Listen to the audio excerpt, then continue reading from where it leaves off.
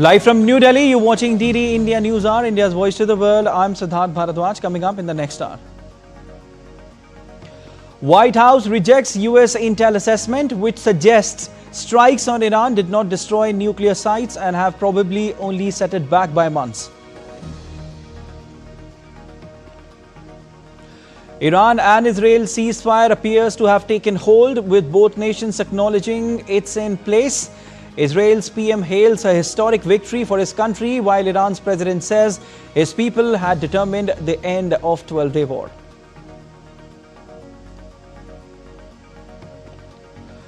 India evacuates 2,858 nationals from Iran as another flights carrying 282 Indians arrived home. Also, Indian embassy in Iran says evacuation exercise to wind up as ceasefire announced. Amid the growing tensions in West Asia, NATO leaders gathering in Hague for a yearly summit. Defense spending goal of 5% on top of the agenda. India's Defence Minister Rajnath Singh travels to China to attend Shanghai Cooperation Organization ministerial meet. Visit aims to restore ties between the two nations.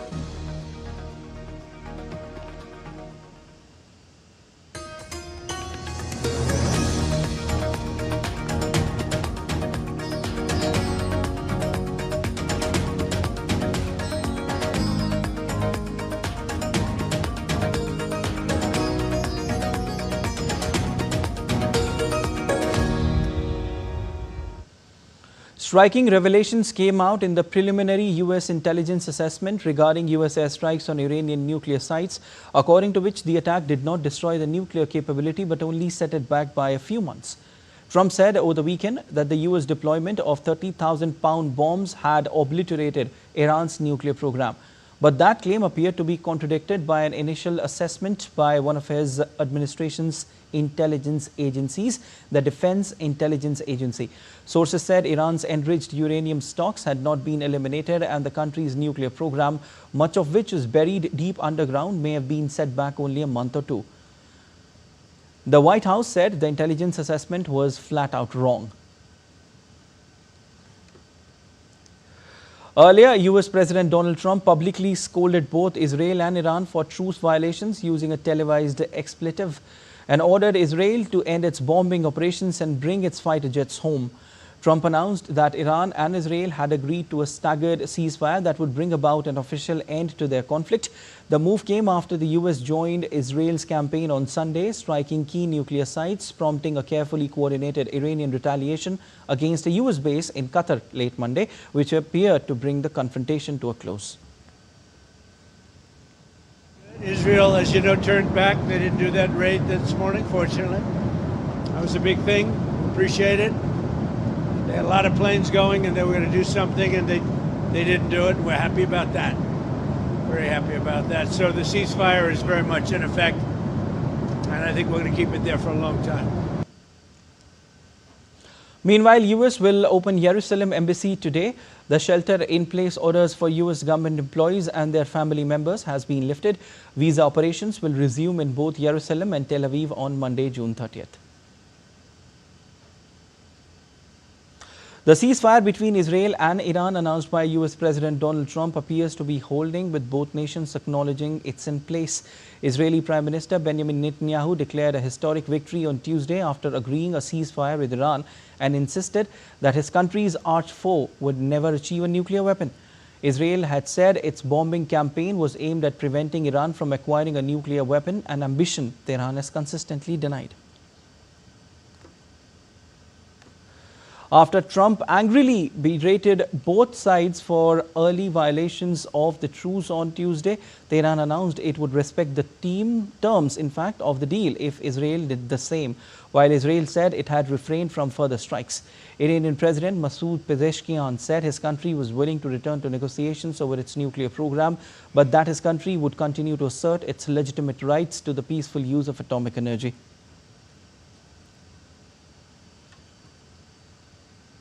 Meanwhile, as a shaky ceasefire began to take hold, the UN Security Council today held its scheduled biannual meeting on the implementation of Joint Comprehensive Plan of Action. regarding Iran's nuclear program. Under Secretary General for Political and Peace-Building Affairs told the leaders that the ceasefire agreement is an opportunity to avoid a catastrophic escalation and achieve a peaceful resolution of Iran nuclear issue. While acting U.S. envoy to UN, Dorothy Shea said the U.S. strikes on Iran's nuclear facilities effectively fulfilled our narrow objective to degrade Iran's capacity to produce a nuclear weapon.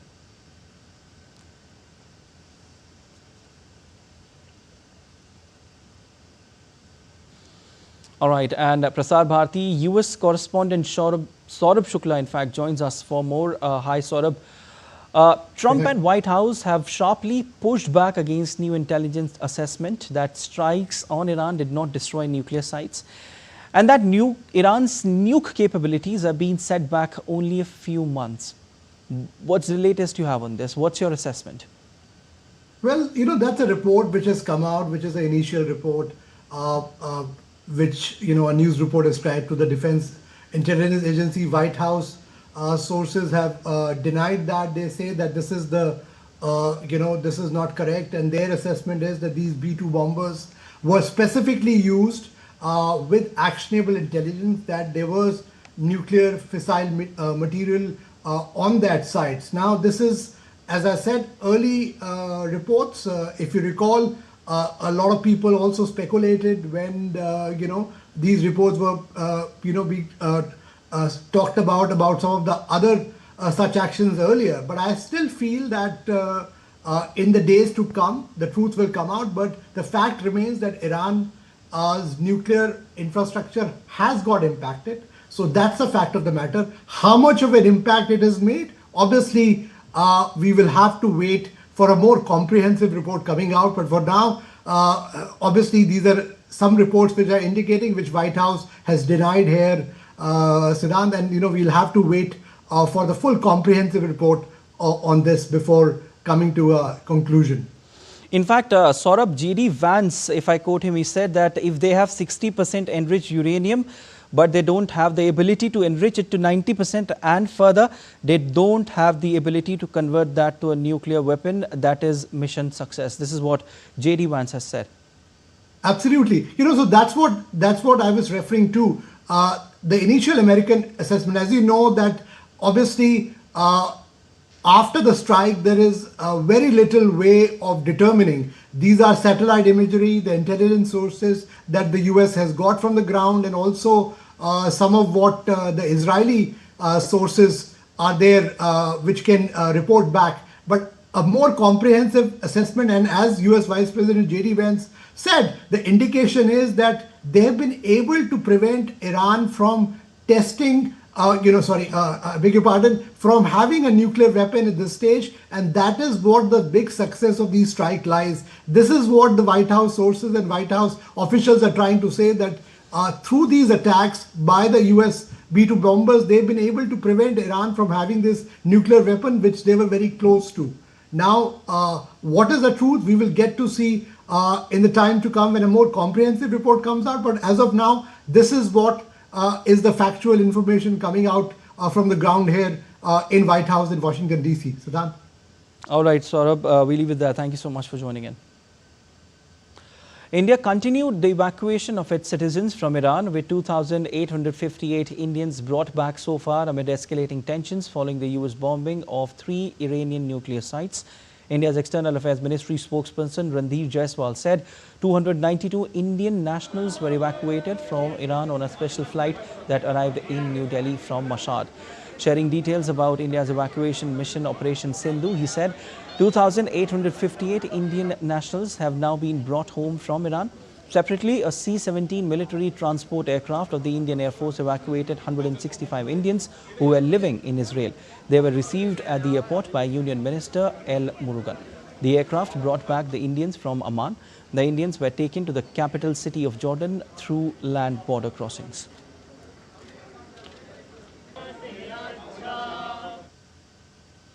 "32 leaders of NATO nations are expected to agree the 5% goal at a 2-day summit taking place at The Hague in the Netherlands. Beginning the engagements, NATO heads of state and governments posed for a picture ahead of a dinner hosted by Dutch King and Queen on the sidelines on Tuesday. Amid soaring global tensions, the agenda will center on strengthening the alliance's deterrence and defense capabilities in an increasingly complex global security landscape. A primary focus will be on member states' commitment to increasing defense spending, with discussions potentially revolving around a new target of 5% of GDP for defense, encompassing both hard military spending and investments in defense-related infrastructure and cybersecurity. The North Atlantic Treaty Organization is not at conflict, but not at peace either. Conflicts continue to cause instability along the alliance's borders. Also held on sidelines was a meeting between Turkish President Tayyip Erdogan and US President Donald Trump, where both leaders agreed on advancing cooperation in the defense industry, which would in turn help hit a $100 billion bilateral trade volume target. Erdogan also told Trump that Turkey and the US have great potential in various sectors, including energy and investments. The presidency also said Erdogan welcomed the Iran-Israel ceasefire achieved through US efforts and emphasized the importance of dialogue in ending the humanitarian tragedy in Gaza.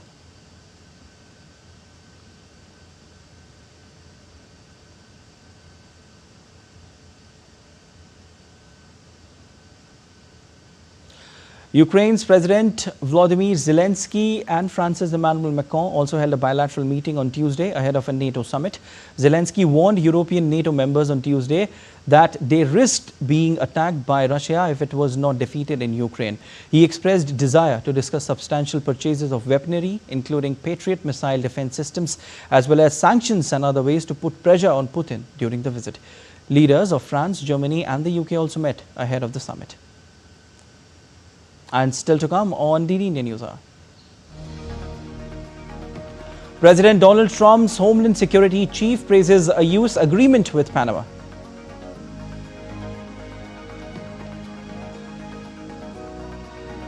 Tens of millions of people in major cities across the US Northeast are facing record high temperatures. Hundreds of bottles covered the ground of Bogota's main square. Why? Stay tuned to know.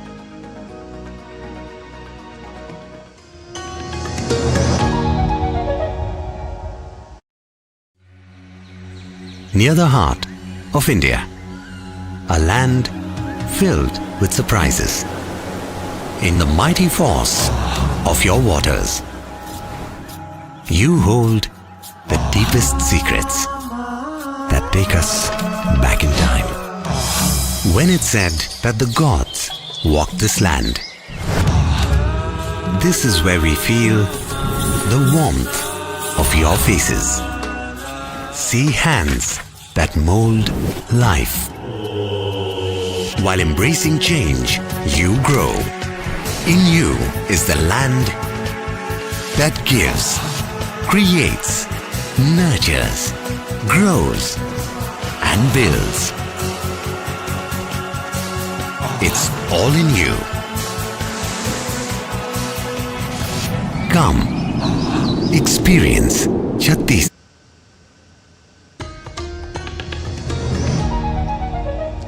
You're watching DD India News Hour. I'm Siddharth Bharadwaj. President Donald Trump's Homeland Security chief on Tuesday praised the US agreement with Panama on migrant repatriation flights and said Washington was ready to replicate it with other countries.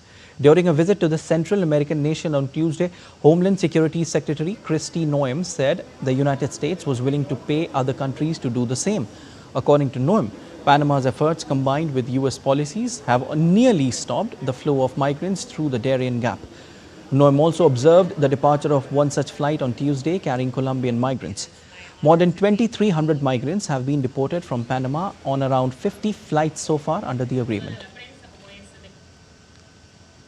I want to thank President Mulino for his leadership in making sure that he was addressing the Darien Gap and the dangerous situation there when we saw thousands and thousands of individuals going through that area. By his strong policies and his messaging and his partnership with the Trump administration and our enforcement of our laws ensured that that has stopped. Earlier, Kristi Noem also met with Panama's President Jose Raul Mulino and other senior Panamanian officials. Following Panama, Noem is expected to visit Costa Rica, Guatemala and Honduras. Democrats in the U.S. House of Representatives grilled Health and Human Services Robert F. Kennedy Jr. on Tuesday as he appeared before a congressional committee to review health-related spending plans under Trump's budget proposal, including an $18 billion cut to NIH funding and $3.6 billion from the CDC. Democrats and other critics have portrayed the cuts as a gutting of the country's public health infrastructure. Earlier this month, Kennedy fired all 17 members of the U.S. Centers for Disease Control and Prevention's Advisory Committee for Immunization Practices and named 8 new members. Congress accused Kennedy of reversing his promise not to cut members from an independent expert panel, but Kennedy denied violating any prior agreement. Kennedy pledged to overhaul U.S. health agencies by cutting 10,000 jobs, including 2,400 at the CDC and 1,200 at NIH, but has since rehired 942 employees, acknowledging some layoffs were necessary to reverse. U.S. President Donald Trump urged fellow Republicans in the U.S. Senate on Tuesday to advance his sweeping tax cut and spending bill as party hardliners and moderates squabbled over proposed spending cuts. Republican leaders are pushing to get what Trump calls his One Big Beautiful Bill Act through Congress and to his desk before the July 4 Independence Day holiday. The bill would add trillions to the $36.2 trillion.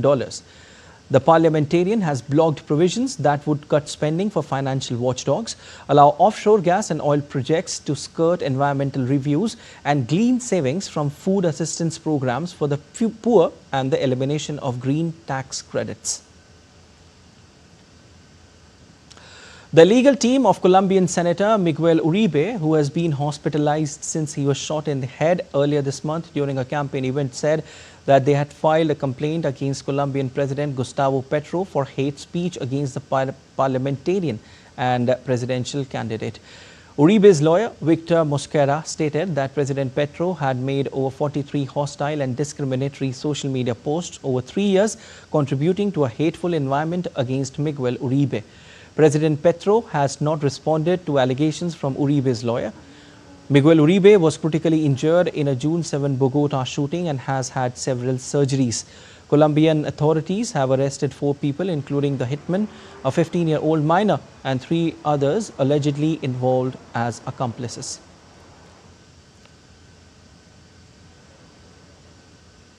Tens of millions of people in major cities across the U.S. Northeast are facing record high temperatures on Tuesday as the most intense day of a widespread and relentless heat wave that began late week grips much of the nation.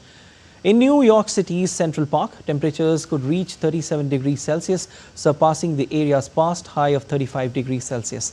New Yorkers walked under umbrella as they navigated the streets, while others sunbathed in swimsuits in parks. The United States National Weather Service said there is also the potential for record heat across other parts of the eastern U.S., including northern Georgia, the Carolinas, Virginia, Maryland, and Pennsylvania.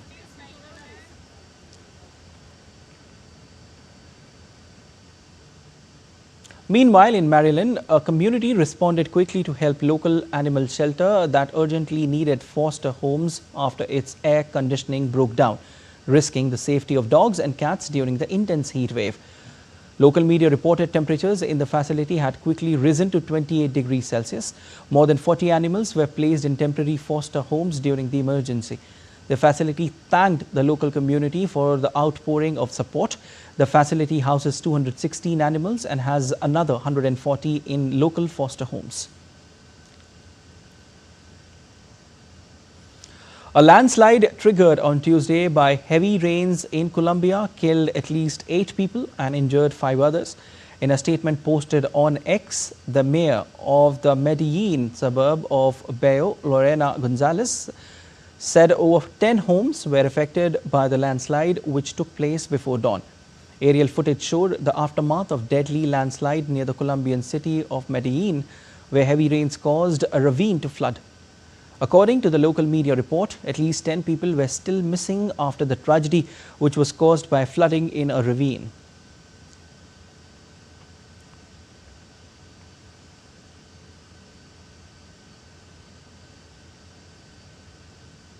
In China, Heavy rainfall has wreaked havoc, with over 80,000 people having to flee their homes due to severe flooding in southwestern province of Guizhou. Rescue teams have been deployed to the affected counties including Guizhou and Rongjiang, where the flood control emergency response has been raised to the highest level. Parts of China have been battered by heavy rains since last week as the annual East Asia monsoon kicked into high gear, breaking rainfall records in parts of China. While China is no stranger to summer floods, some scientists warn that climate change is ushering in heavier and more frequent rain. Weathermen forecast more rain over the next few days, warning that provinces including Guizhou hit by overlapping storms should be especially on their guard.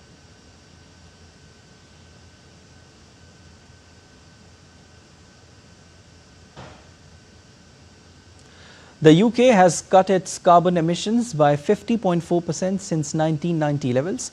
A group of experts tasked with advising the government said that emissions relating to imports rose 80% between 1996 and 2022, particularly from China, as the UK shifted away from manufacturing to services. Much of the drop in emissions of planet-heating greenhouse gases was due to the closure of UK's coal-fired power generation plants. Heat pump installations were also up by 56% in 2024, although this still represented only around 1% of homes, among the lowest in Europe. And planting trees to absorb carbon increased by 59% in 2023-24, the highest planting rate in 2 decades.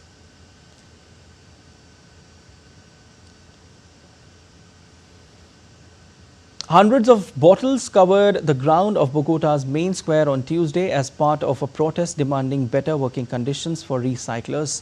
The action was organized by a National Association of Recyclers to raise awareness about the value of recyclers' work, urging authorities to provide public recognition and better prices for materials. In 2020, Bogota had 24,310 recyclers working in different conditions and facing competition from large corporations. Despite their crucial role in recycling system, they lack recognition and fair pay, underscoring the need for public support and proper waste separation to improve their livelihoods and promote sustainability.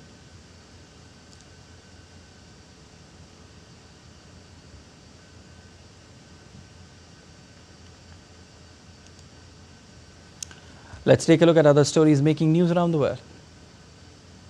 Disney takes London audiences back to ancient Greece with its new musical Hercules, bringing alive its 1997 animation on the West End stage. The production brings the legendary hero's tale to life with vibrant sets, powerful songs, and a fresh theatrical twist. Packed with humor, heart, and heroic adventures, Hercules blends mythology and music in a way that's capturing the imagination of theatergoers, young and old.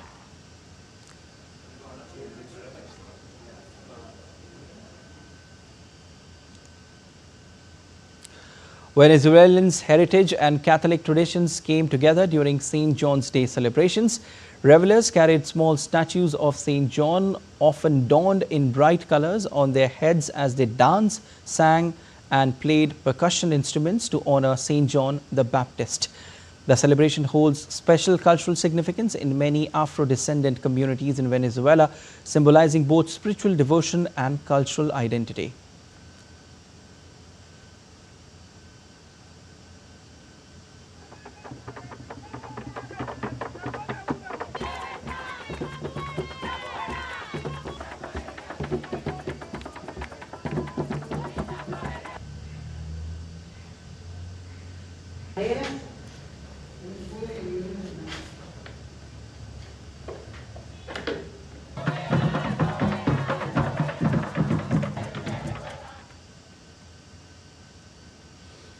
Thousands gathered at Cusco's major archaeological site to witness the Inti Raymi festival, a reenactment celebrating the Inca tradition of paying homage to the sun god Inti.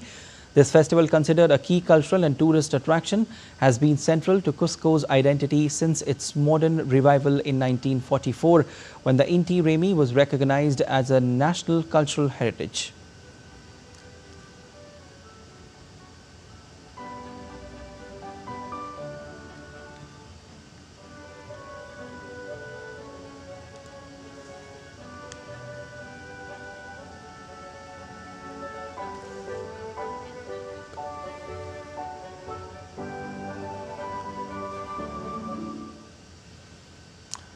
Germany's cabinet is anticipated to pass the 2025 draft federal budget, a crucial step in the country's financial planning today. Presented by German finance minister, it is particularly significant as Germany has been operating under a provisional budget following February elections post-dissolution of the previous coalition government. Key priorities include strengthening internal and external security, with Germany committed to meeting NATO's 2% defense spending target. A notable aspect of the upcoming budget is the proposed €500 billion special fund for infrastructure and climate neutrality, designed to boost investments over the next 12 years without violating Germany's constitutional debt brake. In a bid to boost the domestic manufacturing of electric vehicles, the Indian government on Tuesday announced the portal launch of the application process under the scheme to promote manufacturing of electric passenger cars in India. The application portal would be open for applications from June 24 till October 21. This scheme has been formulated under the leadership of Prime Minister Narendra Modi, keeping in mind the goals of Net Zero 2070, Make in India and Atmanirbhar Bharat. Under this initiative, global EV manufacturers will be able to invest in India.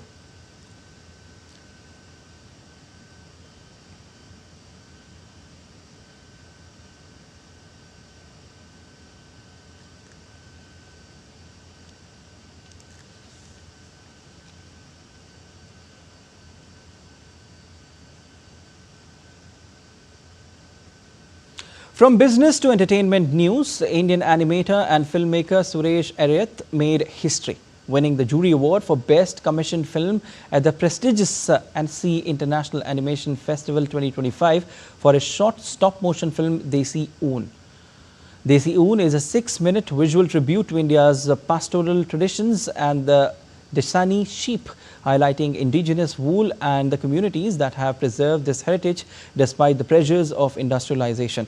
The film has also won Waves 2025 in Mumbai and has been shortlisted for Cannes Lions 2025. The recognition marks a significant milestone for Indian animation on the global stage.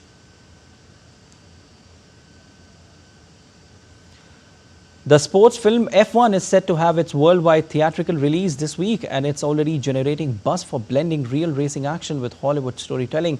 Starring Brad Pitt as a comeback driver, the movie aims to deliver a visceral, authentic look of the world of Formula One. Diptanshu Kashyap brings us this report.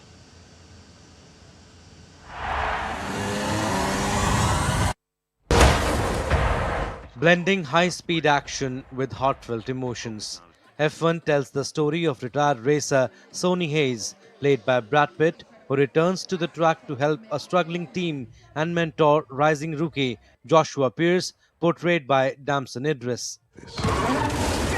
The film was shot during real Formula One Grand Prix weekends.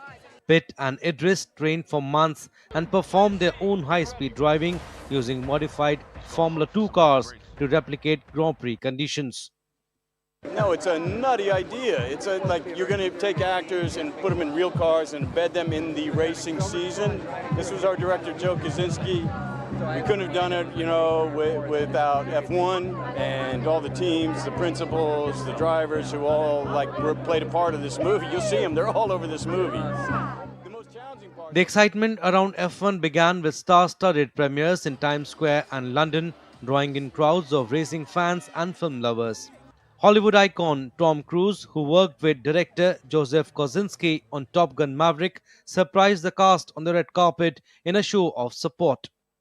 Much of the film was shot live during real Grand Prix events, with Pitt and Idris reaching speeds of up to 180 miles per hour.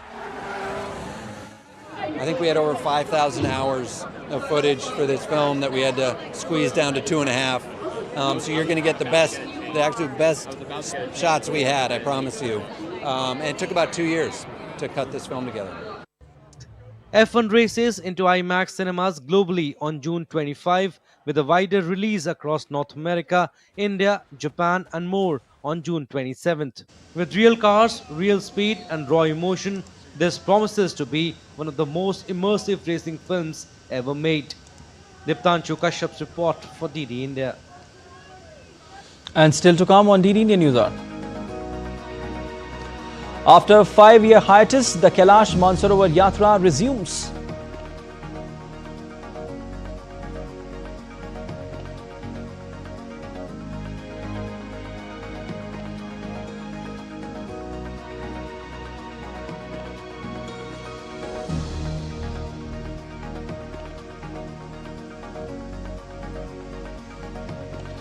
India-UAE ties fuel startup boost with the launch of SEPA Council Startup Series. And Indian astronaut Shubhanshu Shukla's Axiom 4 launch likely today.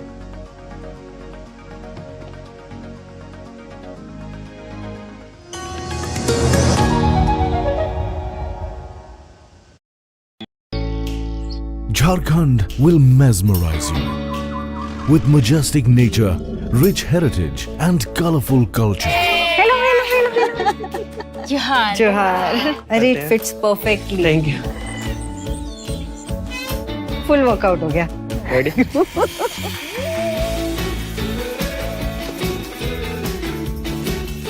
Postcards from Jharkhand on National Geographic.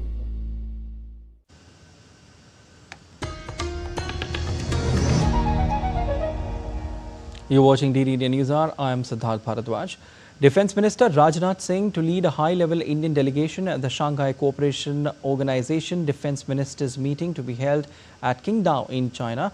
During the meeting, the defence ministers are expected to discuss a number of issues including regional and international peace and security, counter-terrorism efforts and cooperation among the ministries of defence of SCO member states.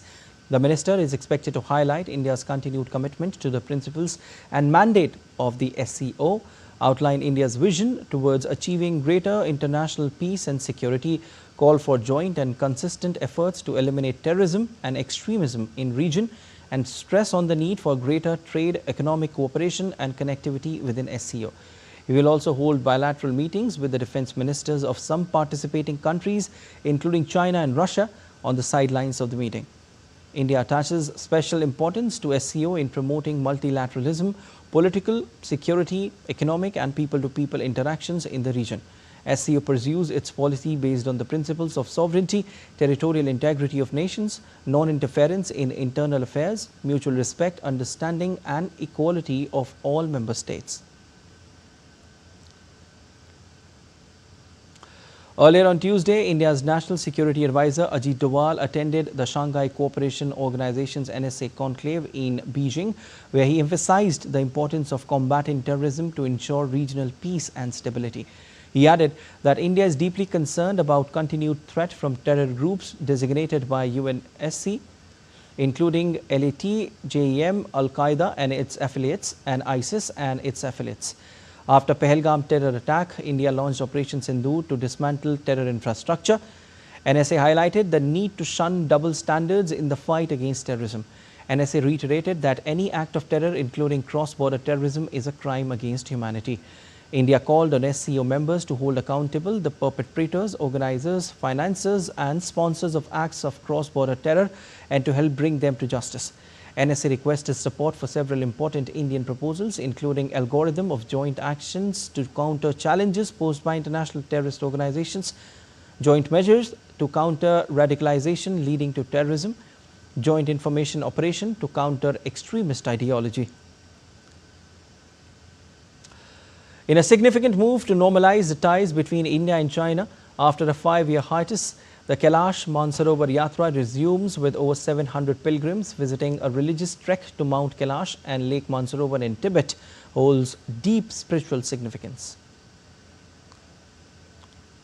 Prime Minister Narendra Modi had a telephone conversation with Mauritian counterpart Naveen Chandra Ram Ghulam on Tuesday, emphasizing the special and unique ties between India and Mauritius. The two leaders reaffirmed their shared commitment to further deepen the enhanced strategic partnership between the two countries.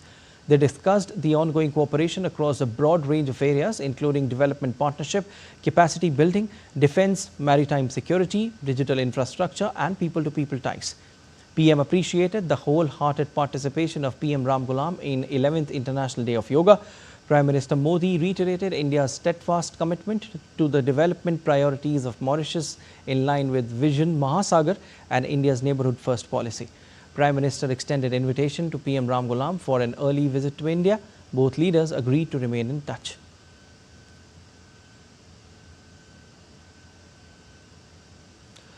The 16th meeting of the India-Nepal Bilateral Consultative Group on Security Issues held in Pune, India on 23-24 June 2025 discussed security cooperation between two neighbors. The Indian delegation was led by Munu Mahavar, Additional Secretary North, Ministry of External Affairs, Government of India, and Nepali delegation was led by Gahendra Raj Bhandari, Joint Secretary, South Asia, Ministry of Foreign Affairs, Government of Nepal. The delegations comprised officials from respective foreign and defence ministries as well as directorates of the Indian Army and the Nepali Army. Both sides held productive discussions on a wide range of issues relating to security and defence cooperation, such as equipment supplies, training, joint military exercises, disaster relief operations and military exchanges. In addition, the delegations also visited key public and private defence sector manufacturing facilities to explore possibilities for mutually beneficial collaboration. The relationship between India and the UAE has strengthened over the past decade. Riding on this growing relationship between India and the UAE-India Comprehensive Economic Partnership Agreement Council Startup Series was launched on Tuesday in New Delhi, where UAE will help Indian startups soft launch in the Emirates. Speaking more about the UAE SEPA Council Startup Series and the India-UAE Relations, Ambassador of UAE to India, Dr. Abdul Nasar Jamal Al-Shali spoke to DD India correspondent Dibendu Model. Listen in. On the sidelines of the UAE-India SEPA Council Startup Series here in New Delhi, I'm joined by the Ambassador of UAE to India. Welcome to Doordarshan. So what is the Startup Series all about and what does it aim to achieve? So we're going to open up for applications today. And startups can submit their pitches, they'll be screened, evaluated, and then they'll be, if successful, they'll have an opportunity to come and present them in person. Once that is done and they actually do qualify, they'll be supported to expand their startups into the UAE in terms of business licensing, trade licensing, understanding the rules and regulations of the land, and being able to also get financing and capital if that is something that they are after. Right. And how do you look at the startup environment in India, and how do you see the UAE market good for the Indian startup? It's one of the most solid ecosystems around the world, and we're lucky to basically be in proximity of India and being able to do something like Startup Series, and last year we have done the Founders Retreat. So there's a lot of focus when it comes to startups as a very interesting chapter in this relationship, and a chapter that will drive the numbers between the two countries in terms of bilateral trade and investment further. Well, you spoke about the bilateral trade between India and the UAE. How do you see SEPA being able to step up investment and trade ties between the two countries? Quite successful. So today we're looking at numbers where bilateral trade have exceeded $80 billion, non-oil bilateral trade have exceeded $50 billion. The UAE from the year 2000 onwards have invested more than $20 billion. $10 billion were invested in startups in the past few years. So there's a lot of interest, there's a lot of excitement, and SEPA, believe it or not, has an article 13.2 that's specifically focused on startups, and this is what we're doing today. Right. Thank you so much for speaking to Doordarshan, and we hope India and UAE ties grow stronger from here on. Thank you so much. With camera person Manmohan, this is Dibendu from New Delhi for DD India. Indian astronaut Shubhanshu Shukla and 3 others are all set to travel to the International Space Station today after multiple delays. SpaceX has announced that the weather is 90% favorable for liftoff. According to NASA, the launch of the Axiom Mission 4, the 4th private astronaut mission to the International Space Station, is scheduled for 12:01 p.m. IST. The mission will lift off from Launch Complex at NASA's Kennedy Space Center in Florida. The crew will travel to the orbiting laboratory on a new SpaceX Dragon spacecraft after launching on the company's Falcon 9 rocket. The targeted docking time is approximately 4:30 p.m. IST on June 26. Peggy Whitson, former NASA astronaut and director of human space flight at Axiom Space, will command the commercial mission, while ISRO astronaut Shubhanshu Shukla will serve as pilot. The Axiom 4 mission has run into multiple delays, first on account of inclement weather and then due to leaks detected on SpaceX's Falcon 9 rocket and later on the Russian module of the International Space Station.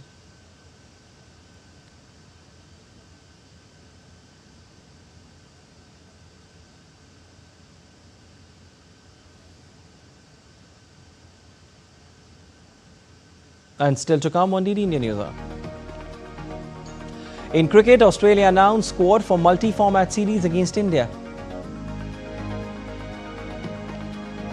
And 50 years ago, a state of emergency was imposed in India, and amid the darkness, a young Narendra Modi rose in resistance, organizing protests. Stay tuned to know more.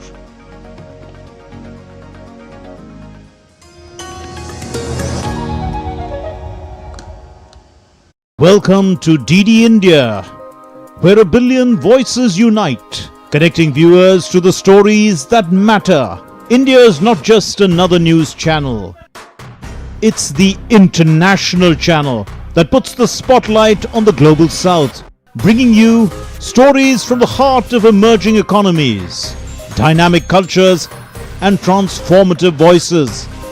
As the international news channel of India's public broadcaster Prasar Bharati, DD India delivers high-quality content from every corner of the globe, focusing on the stories that shape our future. We don't just report news. We connect you to India's voice in the global narrative, from current affairs to culture, from economic growth to sustainable development, and the ever-evolving world order. DD India gives you a comprehensive view of the world around us. Stay connected, stay informed, and embrace the stories that shape our lives. DD India, India's voice to the world.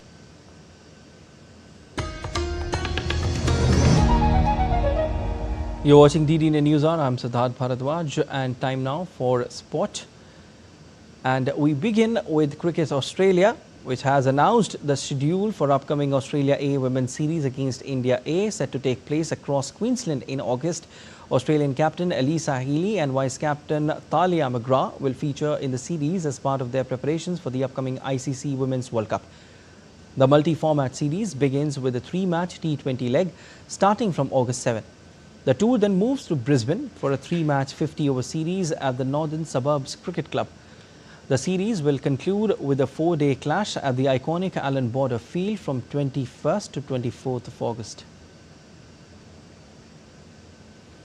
Australia's women's captain Elisa Healy revealed that she will not retire after the upcoming Women's One-Day International World Cup. The 35-year-old wicketkeeper batter has battled a string of injuries since last year. Healy stated that a series of injuries have only deepened her hunger to continue playing at least until the series against India in 2026. Healy admitted that she had initially considered bowing out after ODI World Cup. However, her perspective has changed and currently she has no plans for retirement.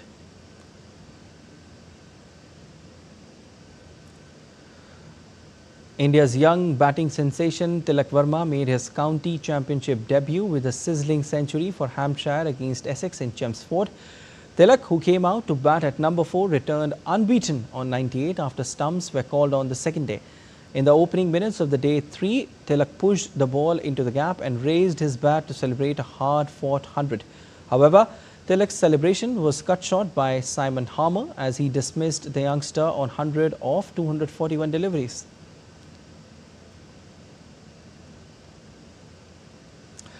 After a few weeks of vacation, world champions Spain have started training in Madrid ahead of the upcoming European Championship.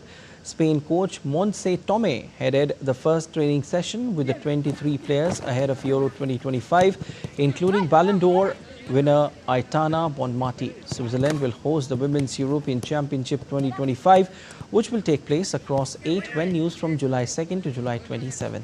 Spain will play a friendly match against Japan before travelling to Switzerland, where they will face Belgium, Italy and Portugal.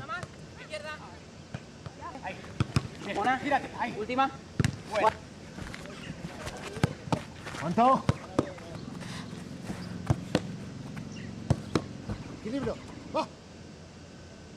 think the team is just ready for that. I think we are hungry for more titles, and we have a team where we play together for long, and we are ready for that. We always want to go for more, and I think we had some time to have a break, to rest, and I hope and I wish that we will be fresh and ready for play the best football we can play. 50 years ago, a state of emergency was imposed in India, a time when democracy was stifled and dissent was crushed. Amid the darkness, a young Narendra Modi rose in resistance, organizing protests, supporting the families of jailed RSS workers and evading arrest through various disguises. His steadfast role in the Lok Sangharsh Samiti laid the foundation for a life dedicated to public service and nation building. Here's a special report.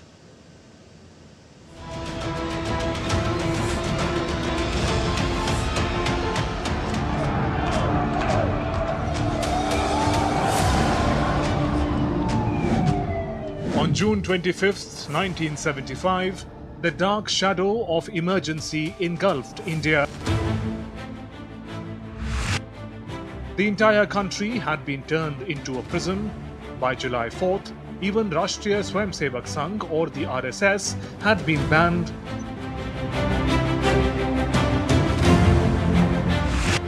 During this time, people of Gujarat rose up against the dictatorship and came out in support of the RSS. Public meetings and rallies began gaining momentum. Playing a key role in organizing these gatherings was a young RSS worker, none other than India's current Prime Minister, Narendra Modi. हम कुछ लोग बैठे हुए थे एक meeting में। नरेंद्र भाई थे, देशमुख जी थे, शंकर सिंह वाघेला थे और मैं था। पांचों को इस ऐसी जिम्मेवारी सौंपी गई थी कि भाई आप लोगों को बाहर रहना है और हमें ये साहित्य का, संगठन का, संघर्ष का, सत्याग्रह का ये सब काम करना है। दुर्भाग्य से मैं सबसे पहले पकड़ा गया। कुछ महीने के बाद शंकर सिंह गए, बाकी रहे देशमुख जी और नरेंद्र भाई।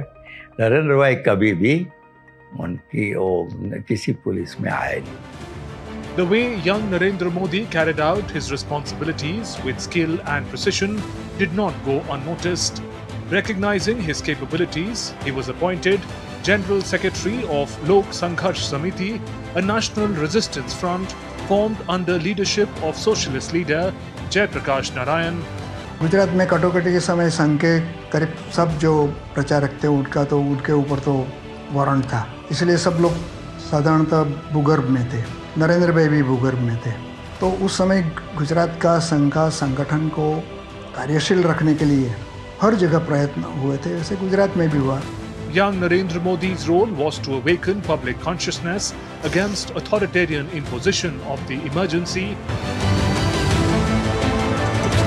But that wasn't all. He also took on the crucial task of editing, printing and distributing magazine Bhugarbh, a powerful medium of resistance. आपातकाल विरोधी सामग्री का वितरण करना है राजस्थान भर में और वो आएगी गुजरात से। जब मैं अहमदाबाद सामग्री लेने गया, जब जो हमारे सह प्रांत प्रचारक थे उन्होंने कहा मोदी जी ये अपने प्रचारक हैं, इनके पास जाओ, ये आपको सामग्री देंगे। तो भूमिगत होकर पूरे देश की सामग्री का मुद्रण माननीय मोदी जी कराते थे अहमदाबाद में और सारी मुद्रित सामग्री में राजस्थान के विभिन्न कोनों में बांटता था। Soon, Narendra Modi was being actively pursued by the police. Raids were conducted across the country to apprehend him, but he successfully avoided arrest by disguising himself, sometimes as a sadhu or a saint, at other times as a Sikh. He even went on to assume a new identity, Batuk Bhai, to stay out of reach. मैं घर पे बैठा था तो एक आदमी आया, उसने मुझे ये बोला कि आपको कोई सरदार जी मिलने आए हैं और आरएसएस के शाखा कार्यालय पे खड़े हैं। मैंने उनको बोला कि भाई मैं आप सरदार जी के बेस में और मैं आपको पहचानता भी नहीं हूँ। तो उसने जो आरएसएस की जो शाखा में जो प्रार्थना गाते हैं, नमस्ते सदा वत्सले मातृभूमि, वो पूरी प्रार्थना उन्होंने मुझे गा के सुनाई और उन्होंने फिर बोला कि मैं सिरूमल भाई के परिवार को मिलने आया हूँ, क्योंकि सिरूमल भाई जो हमारे शाखा कार्यवाहक थे वो जूनागढ़ जेल में थे। उनके साथ मैंने उनका परिचय करवाया तो उस टाइम उन्होंने वहाँ खाना भी खाया और उनको 700 रुपया भी भरण पोषण के लिए दिया। During emergency, thousands of RSS workers were jailed. Their families faced severe financial hardship. Many households were in a state of utter distress. Quietly, young Narendra arranged financial assistance for these families without hurting their dignity or self-respect. 200 से ज़्यादा वहाँ लोग थे हमारे कार्यकर्ता, तो आ गए मिलने के लिए। किसी प्रकार से नरेंद्र भाई आ गए, बीच की जेल की जो ऑफिस है 1 घंटे तक सभी से बात की और फिर निकल गए। तो किसी को पता भी नहीं चला कि ये नरेंद्र मोदी थे। Eventually, the long struggle against the emergency bore fruit. Democracy prevailed.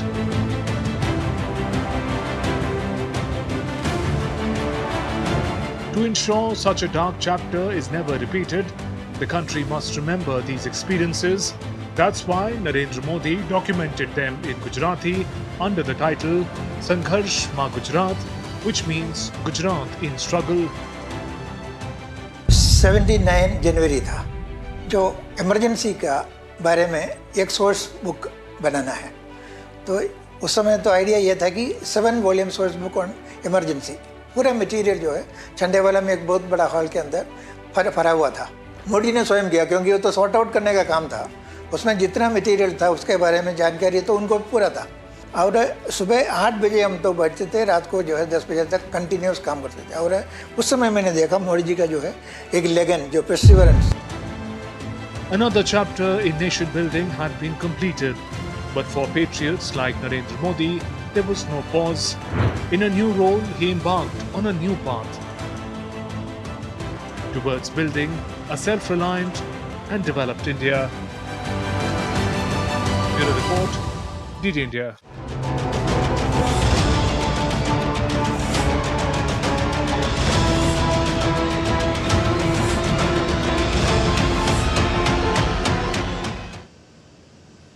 That's all for this edition of DD India News Hour, but let us know your thoughts on the news of the day. For those on the go, you can get all the latest news and updates from India and across the world on DD India mobile app. The app is available on both Android and iOS platforms, and you can scan the QR code on the screen to download now. We'll be back with more news as it breaks here on DD India. I'm Siddharth Bharadwaj from all of us here in Delhi. Thanks for watching DD India News Hour.